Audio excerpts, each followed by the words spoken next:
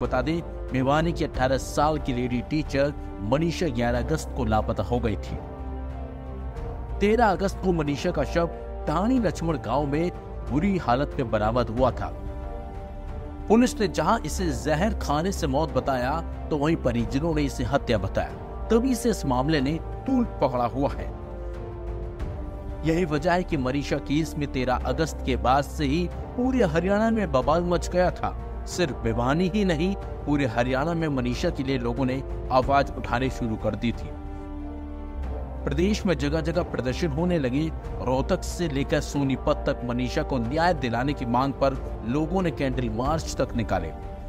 पहले भिवानी के अस्पताल में आपको बता दें, मनीषा का पोस्टमार्टम किया गया था। इसमें बताया गया कि मनीषा ने कीटनाशक खाया था, जिससे उसकी मौत हो गई। बाद में जानवरों ने शव को नोचा, जिससे मनीषा के शरीर पर गहरे घाव हुए। मनीषा का शव 13 अगस्त को लोहारू के सिंघानी गांव में नहर के पास खेत में मिला था। उसके गले पर काटने के निशान थे। पुलिस को तब मनीषा के पास से एक सुसाइड नोट भी मिला था। फिर भी परिजनों का कहना था कि यह हत्या ही है, जिसके बाद पीजीआई रोहतक में फिर से पोस्टमार्टम किया गया। वहां की रिपोर्ट में भी जहर खाने से मौत की बात सामने आई। पीजीआई रोहतक के डॉक्टर कुंदन सिंह ने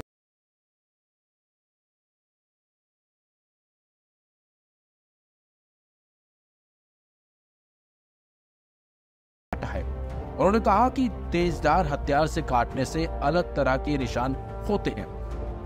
बावजूद इसके मनीषा के परिजन इस बात को मानने को तैयार नहीं हुए थे।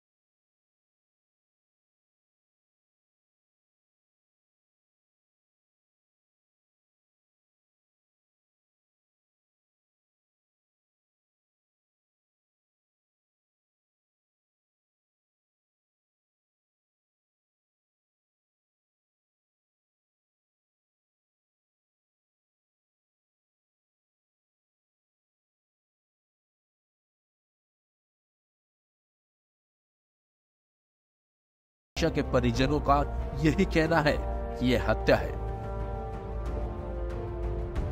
उन्होंने 2 मांगे सामने रखी थी।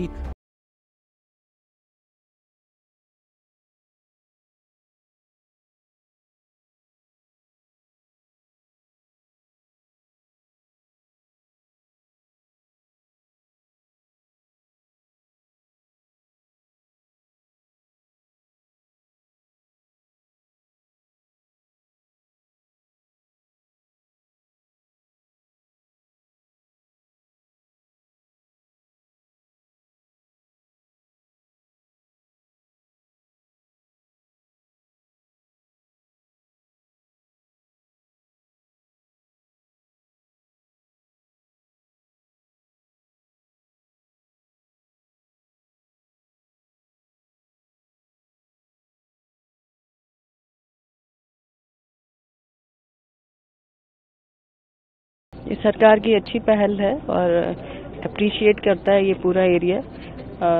निष्पक्ष जांच होगी तो सभी तथ्य सामने आएंगे और परिवार से पूरी मेरी सांत्वना देने आई हूँ मैं। और मैं खुद इस एरिया की बेटी हूँ, बहन हूँ, तो जाहिर सी बात है कि मैं इसीलिए यहाँ पे आई हूँ। परिवार ने इसके अलावा भी कुछ और बात कही है कि ये नहीं, अभी मेरी कोई बात नहीं हुई है उनसे। Thank you. मनीषा का अंतिम संस्कार हो गया है, जो धरना प्रदर्शन चल रहा था वो भी अब समाप्त हो गया है, क्या कहेंगे सर इसमें? देखिए, पहली बात तो बहुत ही दुखद घटना है और पूरे देश को, पूरे समाज को इस पे बहुत अफसोस है।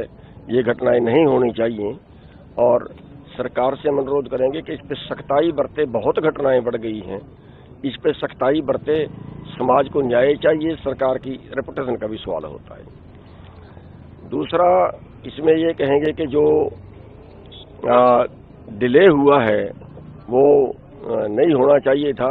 उसमें कहीं ना कहीं जहां भी अगर किसी की ढील रही है, किसी की अगर गलत रिपोर्ट दी है, तो सीबीआई जो जांच है वो भी उसमें साथ हो। अगर कोई किसी पुलिस वाले ने किसी मुजरिम को बचाने की कोशिश की है या हॉस्पिटल ने कोई रिपोर्ट गलत देने की कोशिश की है, तो उनके ऊपर भी सीबीआई तुरंत साथ में ही कार्रवाई करे, क्योंकि वो भी दोषी बनते हैं।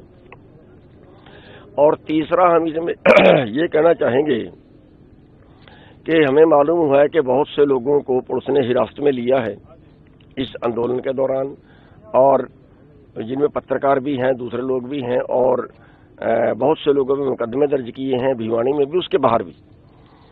तो जहां जहां भी कोई मुकदमा दर्ज है या वैसे किसी को पकड़ के रखा हुआ है तो पुलिस उनको तुरंत छोड़ दे, और क्योंकि आमतौर पर यह होता है कि जो आंदोलन होता है उसके साथ सारे फैसले होते हैं, उसके साथ सारे मुकदमे भी खत्म होते हैं, तो उन सब को रिहा कर दे और मुकदमे वापस ले लें। मनीषा की मृत्यु के मामले में अभी क्या ताजा अपडेट है? मनीषा की मृत्यु के मामले में इस ताज़ा अपडेट तो ये है कि हमने उनको आज अश्रुपूर्ण विदाई दे दी है। उनका अंतिम संस्कार हजारों लोगों की भीड़ में कर दिया गया है, सभी के साथ ही संवेदनाओं के साथ। परिवार और जन भावना ये थी कि सीबीआई जांच और एम्स की जो पोस्टमार्टम है वहाँ होना चाहिए, और वो होने के बाद परिवार ने कल शाम को धरने पर ये सभी से प्रार्थना की थी, और हम भी लगातार प्रशासन की तरफ से प्रार्थना कर ही रहे थे सभी से, तो वो स्वीकार कर लिया गया है। और आज सुबह 8 बजे हजारों लोगों के साथ प्रशासन की मौजूदगी में बहुत शांतिपूर्ण तरीके से उस बहन को विदाई दे दी गई है। परिवार ने क्या कोई और मांग भी आप लोग? परिवार ने सिर्फ एक बात हमसे बार बार कही है, जब हम वहाँ अंतिम संस्कार पे मौजूद थे तो परिवार की तरफ से बात यही थी कि उन्हें और कुछ नहीं चाहिए, बेटी को न्याय चाहिए, और उस बेटी को न्याय के लिए सरकार ने सबसे बड़ी एजेंसी को ये जांच सौंप दी है।